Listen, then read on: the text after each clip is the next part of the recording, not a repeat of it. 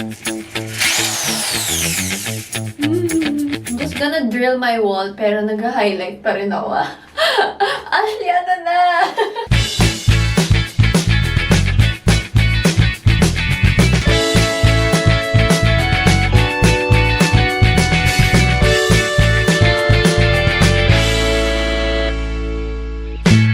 Well, hello there!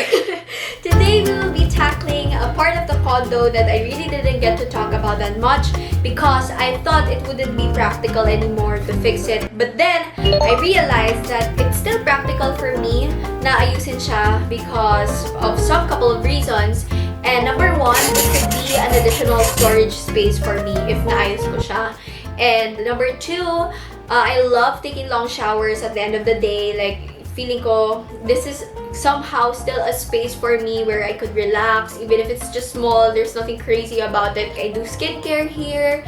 And number three, this is gonna be an additional episode for you guys. My goal or my budget for this is only 5,000, and I think that is more than enough already. Like, I really thought so too, but I exceeded my budget and I didn't include my Shopee bathroom haul here because those are like the optional stuff, but more or less, here's what you'll be spending if you want to give your bathroom a makeover. It's not gonna be a crazy renovation. So yeah, if you want to know how I will transform my bathroom within the 5K budget with my construction-y, we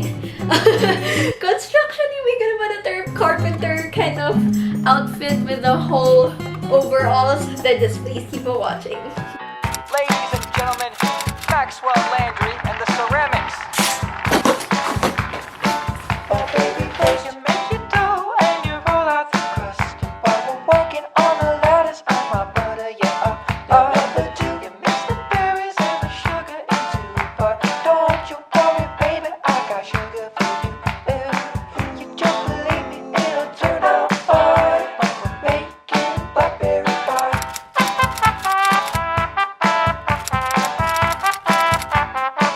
It's time to do my bathroom haul. So I got these items from Shopee and most of them are really affordable. So first off, I got Shampoo dispenser. shampoo dispenser. Okay. Toilet Mama's crystal. coaching me. Huwag mo na sabihin.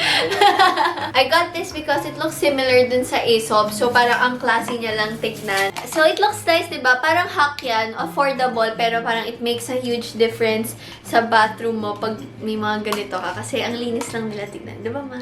She said yes. It's mom approved. Hi naman kayo, ma. Para kayo yung mga typical nanay sa YouTube na, ayoko, yung camera. Yung camera. Gagano. Gahay lang kayo, ganyan.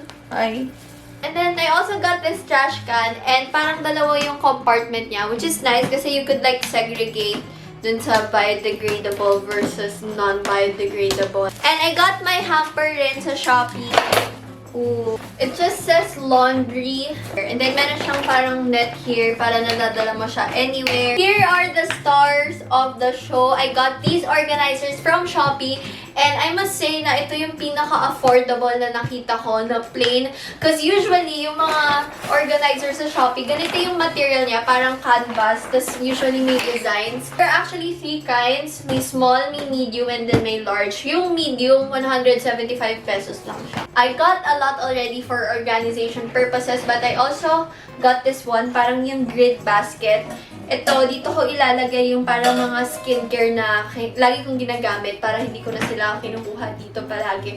So, I got 2 of these. And as you can see, yung theme kasi ng bathroom ko, parang may pagka-black. Ganun yung accents niya.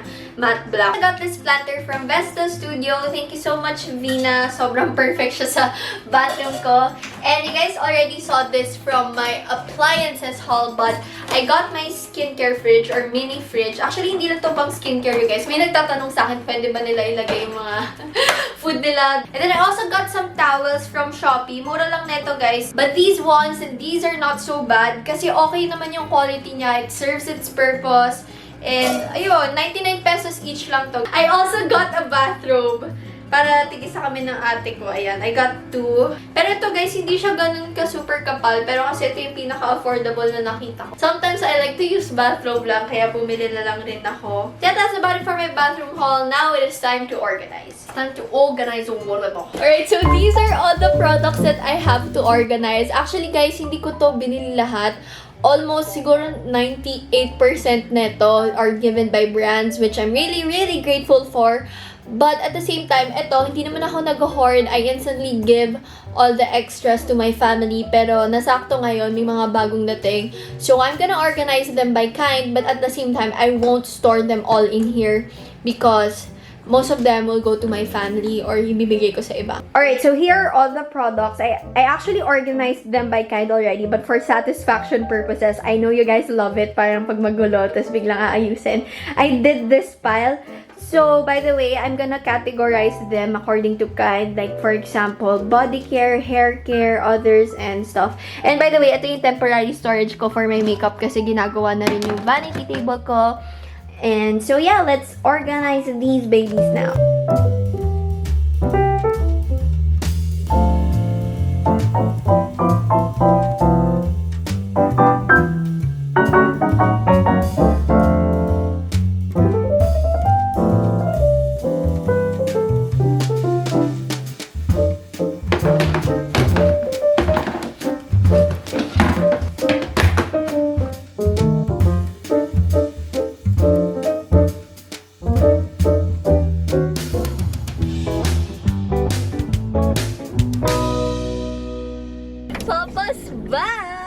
Hello! Kamusta na kayo? Namiss ko rin kayo. Mag-errands na kami and then si Ate Aubrey, announcement, nagpa-vlog na siya! Hindi nga ako Testing. marunong eh. Testing. Hey guys, it's Aubrey! Hey! Go on. What I want, you got to find behind. Darling, you send me. I know you send me. Darling, you send me. I know you. Darling, you send me. I know you send me. Darling, you send me. I know you. It's closing time, oh no! Darling, you send me. Darling, you send me. I know you do. Send me. I know you do. Feeling ko nga para tumaba ako, kailangan ko kumain lagi ng fries. Nakakataba ang french fries. Yun nga po, feeling ko dapat araw-arawin ko siya. Kasi pag homemade papa, parang ang oily. Bili ko yung air fryer. It's mahal. It's mahal. 9,000. Bili na lang sa Makli, masarap pa. Di ba? Sige, yun na lang housewarming gift nyo sa amin.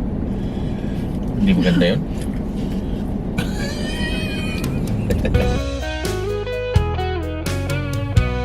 Just when I thought I could do everything in one day, no, I can't. And yes, guys, lagi ako naka-overalls because for some reason, I feel like I'm a girl who does big girl stuff when I'm wearing something like this. Construction, industrial thingy.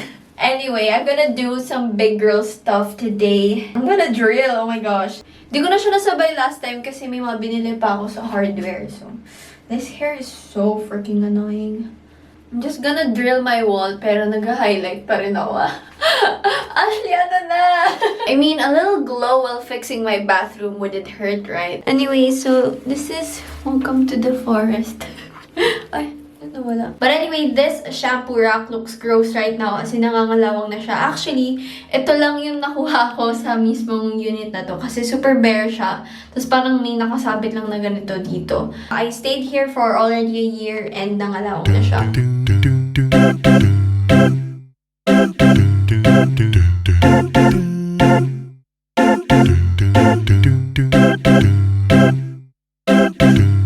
I got this drill because nasira kasi yung nasa house namin.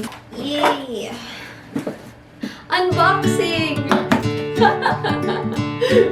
From clothes, shoes. Ito na po yung ina-unbox ko ngayon. So, as you can see, it comes in the shade black. It's not at all matte, but it's still fine. It comes with this orange lining. So, this is my gun. I could shoot like James Bond or whatever. Oh my gosh, ang bigat pala. And as you can see, there's a freaking ruler where you could like measure.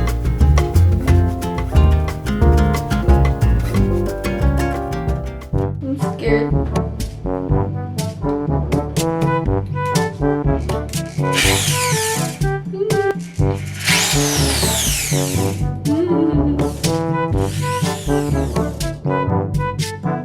It's not intimidating as it looks like, I swear. Parang... ganun lang pala yun. Okay, I see you. I'll see you. I need to YouTube how... Ganun lang guys, that's the secret. Everything's in YouTube already. Like me looking stupid, that's on YouTube. Can't find my phone. It's just here lang pala. Anyway.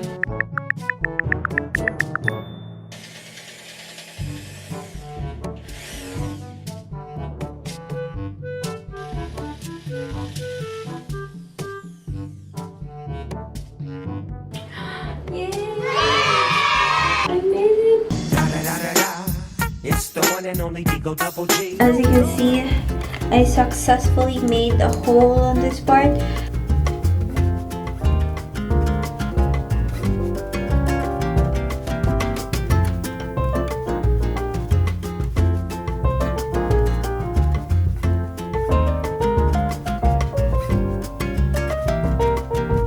Okay, so I don't have a hammer right now, and guess what? I'm gonna use my tumbler so I could put this in.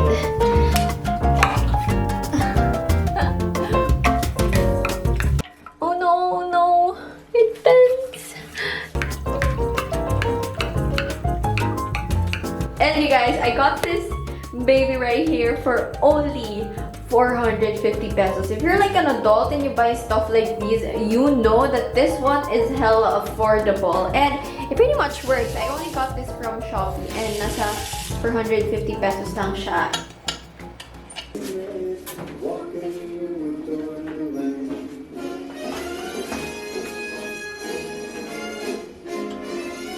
And I also have this dimmable bulb, and I think this is such an affordable way on how you could like make your space brighter and nicer. I only got the black thingy from Shopee for like 220 pesos. And by the way, here's a very chill decorate with me segment that nobody asked for. But anyway, I just want to let you guys feel whatever I feel whenever I decorate or, you know, arrange things when I'm all alone. It's just pure happiness for me and a form of relaxation.